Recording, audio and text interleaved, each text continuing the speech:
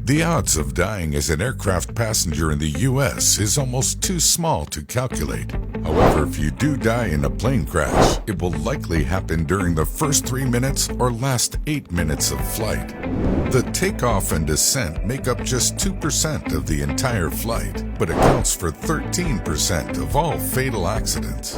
Landings are about 4% of the average flight, but are responsible for 48% of fatal accidents.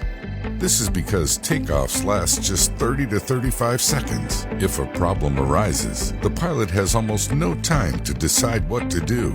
This significantly increases the chances of a dangerous error taking place, and the same can be said for the landing phase. Ultimately, it's both easier and safer for a plane to cruise than to land or take off. Imagine you're in the air and both engines shut down. Because of the high velocity, the plane will continue to glide. A typical airliner loses about a mile in altitude for every 10 it moves forward, giving the pilot a little over 8 minutes to react. When aviation accidents do occur, they are typically caused by a combination of factors, primarily human error, mechanical failure, and inclement weather.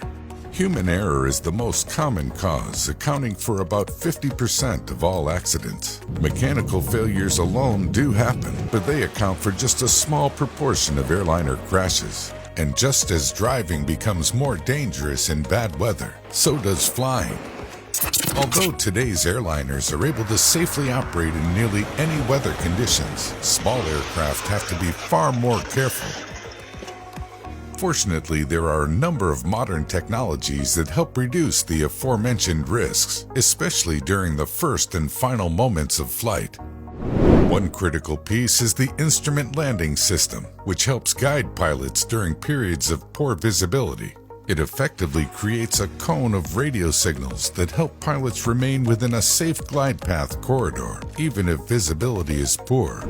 For dangerous